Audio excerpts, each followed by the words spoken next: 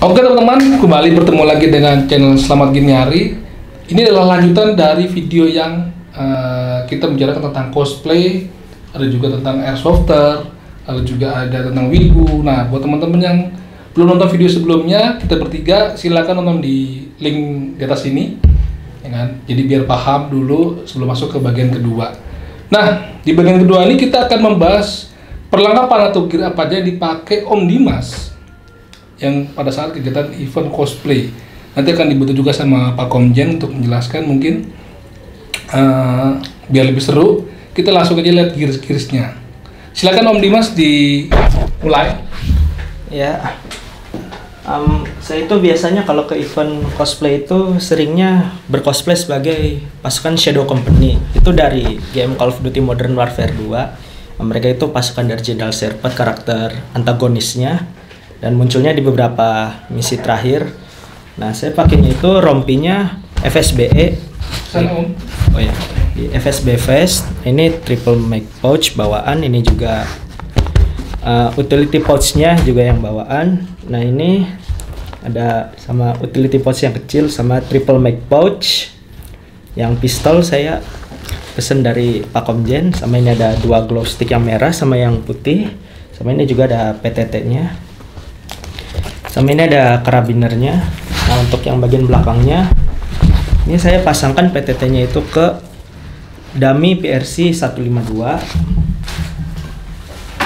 Nah, aksesoris belakangnya selain pakai radio PRC juga, saya juga pakai camelback. Nah, untuk aksesoris di kakinya saya pakai ini holster stol. Ini saya pesan juga ke Pak Komjen. Sama ini juga ini pad warna tan saya beli dari Pak Komjen juga. Saya yang Shadow Company ini banyak dibantu Pak Komjen. Nah, untuk headgearnya ini saya pakai helm fast. Ini ada dummy night visionnya. Sama ini ada dummy kamera kontur. Sama ini center tapi nggak saya pasang baterainya. Sama ini ada dummy distress marker di bagian belakangnya. Untuk seragamnya? Oh, untuk seragamnya saya pakai combat shirt warna hitam sama celana kargo warna hitam. Nah, dari yang sudah dijelaskan sama Om Dimas nih Pak Komjen, lu kan juga mungkin sebagai pengamat yang udah cukup lama gitu kan, dari karakter yang didalami dan yang tadi kita lihat jelaskan Om Dimas itu gimana? Sudah mendekati atau mungkin ada tambahan lain? Menurut saya sih ini udah cukup mendekati dan dia sangat merepresentasikan apa yang ditiru oleh Om Dimas, yaitu karakter Shadow Company dari game Call of Duty Modern Warfare 2. Nah, tapi untuk lebih jelasnya lagi mungkin kita bisa melihat foto-foto langsung dari Om Dimas. Nah, dari gini tadi, kenapa lu memilih Shadow Company, Om? Pertama, Shadow Company itu kan Call of Duty Modern Warfare series ya, terutama itu kan salah satu seri Call of Duty kesukaan saya. Dan dari ketiga seri itu yang saya lihat itu yang paling keren menurut saya itu pasukan Shadow Company. Karena saya lihat dari gearnya yang kelihatan rame banget gitu, juga kelihatannya kayak gimana ya, kayak wah antagonisnya kerasa banget, ini kayak keren, ngeri gitu.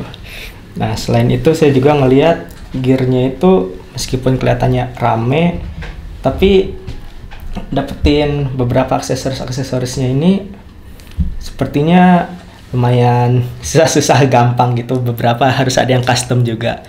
Nah, di situ kan saya dapet kayak itunya, saya itu dapat serunya tuh dari ngumpulin gear-gear cosplay itu. Saya tuh sukanya proses ngumpulinnya. Mirip kayak Girdo ya, yang ngumpulin harus sabar, harus fokus. Di event ini saya datang, oh helmnya masih belum ada apanya. Datang lagi, oh udah ada night visionnya. Terus datang lagi, oh udah ada ininya. Di situ yang saya suka upgrade-nya. Soalnya kalau sekali datang jebret lengkap semua, event-event ke depan bingung mau. Iya, coba lihat Om face-nya Om Lim. Ya. Nah, gue mau nanya sama Om Om Komjen lah ya. Tadi kan lu bilang cosplay itu lebih ke orang yang memperlihatkan style-style dari karakter-karakter game ya kan, mungkin film. Nah, kalau mereka yang memang dari sifatnya Geardo nih, yang mengimpresikan tentara Ranger misalnya, ikut ke event cosplay, apakah bisa atau mungkin diterima sebagai cosplayer atau memang jadi beda sendiri golongannya? Di cosplay sendiri itu sebenarnya tidak ada larangan kalau orang mau kostum dari referensi asli atau tokoh orang-orang asli gitu. Karena ya apapun istilahnya, mau cosplay, mau impresi, reenactment atau impersonation, ketika mereka datang ke event-event pop culture, event hobi yang ada cosplaynya, ya semua akan disamaratakan menjadi cosplayer. Sah aja ya? Sah-sah aja, nggak ada yang larang. Cuma kalau untuk beberapa orang, ya ada yang lebih merasa, wah ini event konteksnya seperti ini. Kalau misalkan saya berkostumnya itu misalkan nggak dari tentara asli atau tokoh asli, wah ini nggak matching dong, nggak nyambung. Jadi ya ada beberapa orang yang pokoknya kalau di eventnya konteksnya seperti ini ya dia harus menyesuaikan.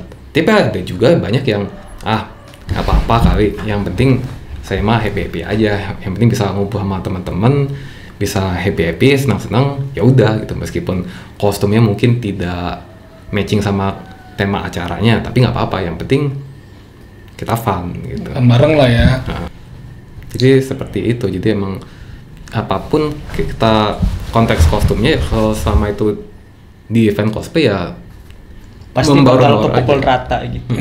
Membaur ya.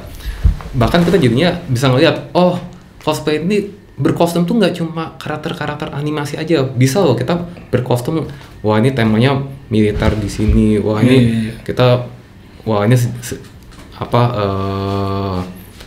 jadi antara rail operator lah ya. Operator atau enggak kita jadi misalkan contoh nyatanya misalnya ada yang jadi Donald Trump atau jadi Kim Jong Un.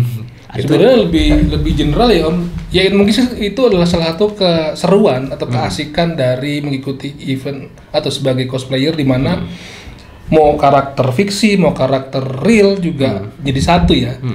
Mungkin kalau di kegiatan Airsofter yang mungkin disebutnya Geardo atau Reenactor itu kan segmented, jadi ya memang anak khusus yang memang mengimpresikan atau mengikuti gaya-gaya yang real operator atau event beneran gitu. Nah mungkin disitulah salah satu keseruan kalau kita ikut event cosplay. Nah kalau dari ini kan memang juga dipakai sama teman-teman Airsoft ya, yang juga impression juga. Nah ini berapa lama lu Om mengumpulin sampai full seperti ini? Kayaknya setahun sih ada Om. Setahun ya? Soalnya saya juga nyari-nyari sana sini untuk beberapa pouch yang harus custom kayak gini. Ini memang di karakternya seperti ini, memang apa pasangannya dulu gitu? Ya kalau masih kosong biasanya sih belum saya turunin ke event Om. Saya nunggu sampai lengkap dulu di satu section gitu baru saya turunin ke cosplay gitu. Kayak lengkapin rompi dulu. Kalau belum lengkap biasanya nggak saya pakai ke event. Masih pakai ke event. Untuk Om Dimas sendiri baru ini atau emang ada yang lain karakter yang diikuti? Kalau yang paling saya niatin, yang paling saya suka sih Shadow Company. Ya. Nah, tentunya belum lengkap kalau mungkin Om Dimas mengeluarkan unit yang dipakai untuk cosplay. Mungkin bisa sekalian dikasih lihat Om, unit apa itu namanya ya kan? Dari jenis apa? Kita tunggu aja, kita buka. Nah, sekarang Om Dimas sudah ngambil unit yang dipakai. Silakan Om Dimas, unit apa sih yang dipakai buat impresi Shadow Company ini? Cosplay Shadow Company. Gue salah mulu, apa? Mumpung ada ininya, ada suhunya, jadi. Kalau untuk cosplay Shadow Company saya pakainya ini Chris SV yang WGG, itu water gel. Apa sih itu nempel tuh di situ tuh? Ya, aksesorisnya cuman scope-nya doang. Sisanya ini memang bawaan dari unitnya, dari packingnya itu. Nah, ini cuman Chris WGG saja sih Om yang saya pakai. Untuk setiap cosplay Shadow Company ini bisa dilipat juga. Saya belum nurunin Shadow Company lagi untuk cosplay. Terakhir saya turunin itu di event Monas. Gitu. Soalnya saya lihat di game Call of Duty Modern Warfare 2 itu kan ada Chris SV, warnanya juga tan kayak gini. Jadi saya pakai ini sebagai senjatanya Shadow Company. Meskipun saya lihat di gamenya Shadow Company kayaknya nggak ada apa yang pakai Chris SV ya. Nggak ada, tapi ini kasarnya cuma lebih ke improvisasi. Karena kebetulan di gamenya juga ada. Kebetulan di gamenya memang ada Chris SV, meskipun Shadow Company itu nggak pakai Chris SV. Tapi kalau di cosplay boleh sesuatu yang memang bukan dipakai sama karakternya boleh dipakai gitu atau gimana? Bisa aja sih. Bisa tapi jadi dia akurasinya jadi lebih berkurang itu aja. Akurasi gitu, karakternya ya. kurang. Oleh Oh yang ini. Oh ada satu lagi teman-teman. Jadi Om Dimas ada 2 nih. Ini apa nih? Nah ini Scar L, ini WGG juga, sama udah saya kasih teropong holo. Nah ini rencananya kalau nanti kedepannya saya cosplay Shadow Company lagi, ini akan saya pakai. Soalnya di Call of Duty Modern Warfare 2 itu, tapi pakainya Scar H ya. Scar H sih harusnya. Iya, Tapi ini Scar L. Soalnya waktu itu saya beli ini Scar L, terus beberapa minggu kemudian yang Scar H-nya rilis. Gitu. Agak bikin sakit hati juga. Berapa Jadi sih Om adalah- unit-unit WGG ini di pasaran sekarang harganya? WGG sih sekarang di pasaran, sekarang WGG kan udah mulai banyak ya merek-merek yang bagusnya, Iya. kayak Jinming, Binfeng gitu, LDT.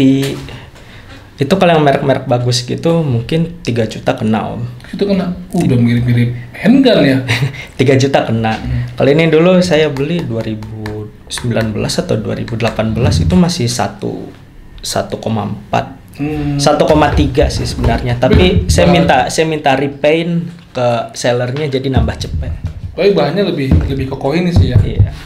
Nah, Pak Komjen, apa namanya? Kalau di airsoft kan mungkin bisa dibilang 1:1 skalanya ya. Itu yang sering disebut anak-anak 1:1 unitnya airsoft gun. Nah, kalau untuk cosplay kan ada juga tuh Pak Komjen mainan senjata-senjataan yang kayak di pasar Gembrong atau di Gramedia yang skalanya mungkin nggak 1:1 dari segi bentuk, segi bahan. Apakah itu tetap bisa dipakai untuk kegiatan cosplay atau memang harus 1:1? kalau menurut saya sih bisa-bisa aja sih. Bisa aja ya. Tapi ya untuk orang-orang yang lebih mengerti, orang yang benar-benar sampai memperhatikan detail banget, biasanya mereka akan lebih mengusahakan untuk yang skala itu 1:1. Iya. Tapi kalau misalnya emang lagi nggak ada budget atau emang belum ada link atau info untuk beli yang 1:1, itu ya nggak masalah untuk pakai untuk yang ukurannya belum 1:1. Kasarnya, gue tadi belum selesai. ya kasarnya ya bukan improvisasi sih, tapi kayak substitusi sementara dulu. Dan memang itu kayak selera masing-masing, kayak udah ini unit yang penting udah ada senjatanya gitu. Mau itu 1:1 atau masih 1:3/4, mending sekarang lengkapin yang lain dulu, kepala kah atau badan gitu. Nah terus nanti kalau udah ada budget yang lebih, baru terakhir weaponnya di-upgrade lagi begitu. Karena dulu saya juga kayak gitu, yang penting unitnya ada dulu, mau 1:3/4 juga nggak apa-apa, yang penting ada dulu yang dipegangnya. Nah, ini kan tadi kalau kata Pak Komjen bahwasannya cosplay itu hanya event yang memperagakan kan ya. Kalau yang tadi penjelasan di video awal, artinya tidak ada tembak-tembakannya, nggak ada perang fisiknya. Sebenarnya yang lu punya ini fungsi nggak sih buat main nembak-nembak juga, atau memang nggak perlu bisa nembak, yang penting bisa dipakai? Kalau teman-teman Geardo kan, kayak teman-teman dari PPGA mungkin ataupun dari teman-teman yang lain, mereka tuh nggak harus berfungsi, yang penting ada bentuknya aja sama. Ya, hanya untuk kebutuhan fotosesi, makanya bisa dipakai buat nyemplung ke air ya kan, dibanding dia punya yang fungsi tapi malah dibuat cemplung malah rusak. Iya. Kalau dari cosplay gimana? Kalau menurut saya untuk cosplay ini kan weapon-weapon begini kan masuknya ke properti ya. Ya, properti itu. Properti. Jadi menurut saya sah-sah aja pakai yang dummy. Justru bagusnya pakai yang dummy kalau menurut saya, kalau memang Yang dummy-nya itu bisa mendekati bentuk yang aslinya gitu, maksudnya detail gitu, halus. Soalnya di beberapa event ada yang melarang bawa unit ya Pak. Betul Event sekali. Oh gitu. iya, kalaupun bawa unit harus dikasih orange tip. Jadi amannya bawanya unit dan prop gun gitu. Yang entah dari busa hati atau 3D print gitu. Main aman. Tapi karena saya juga kalau ke event bawanya unit WGG dan baterainya itu nggak dipasang, terus peluru gelnya nggak dibawa, jadi aman-aman aja. Dan seringnya dicek sama security juga, dibolehin masuk. Main ya? Saya liatin aja ke security, ketuk-ketuk ini, oh plastik, boleh masuk.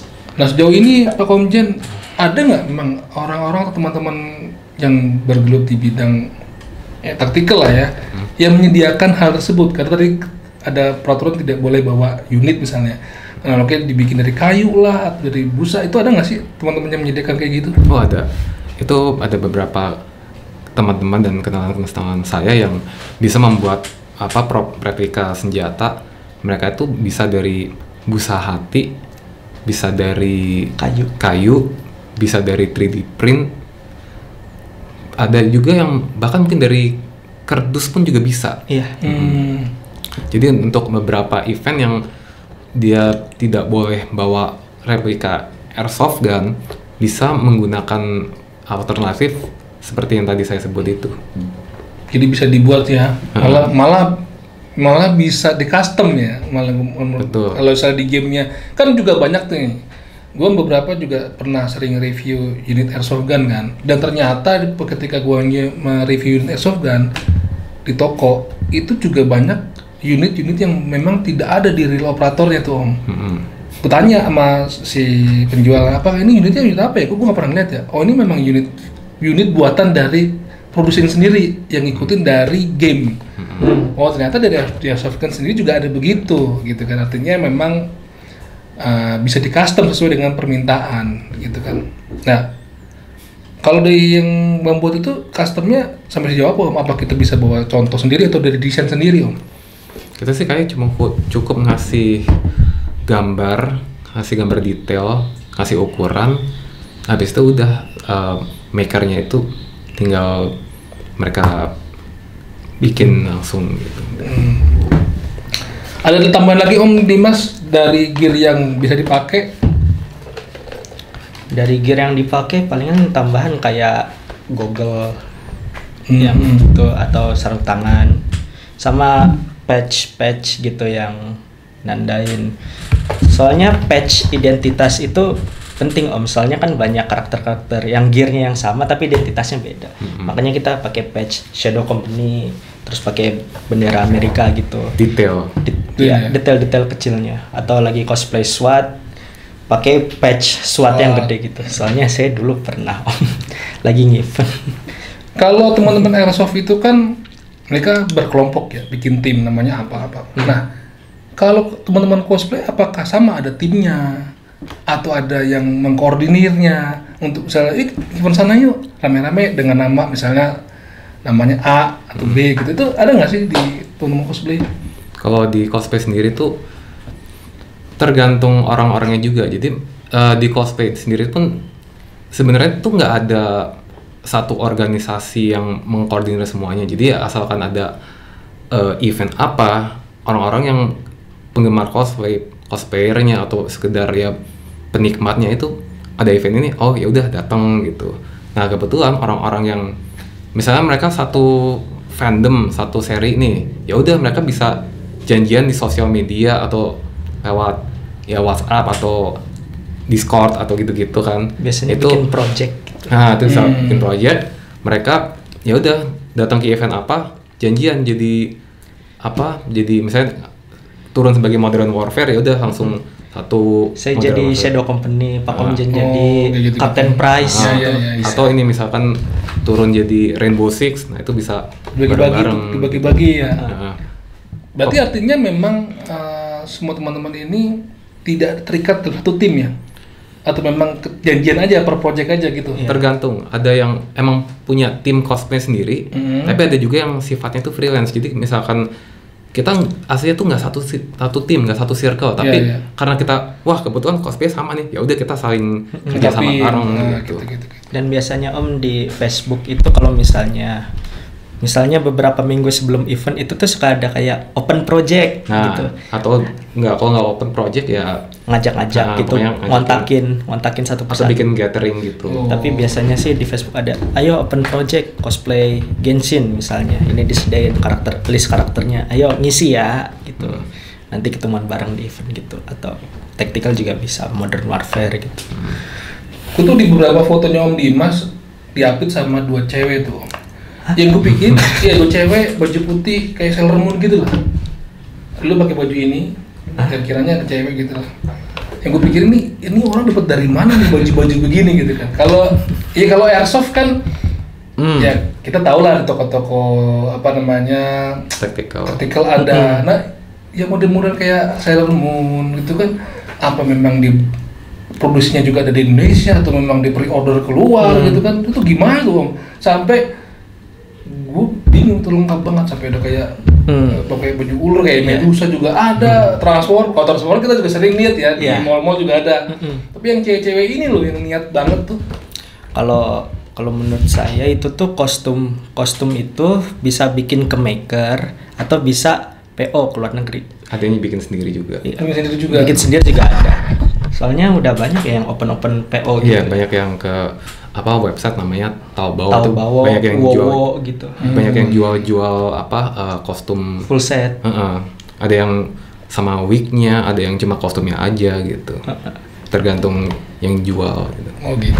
Nah teman-teman, ngomongin soal produsen yang membuat barang-barang yang dipakai oleh para cosplayer, di part ketiga kita akan ngomong sama Om atau Pak Komjen. Dia juga pembuat aksesoris ya, Bom, untuk kebutuhan cosplay.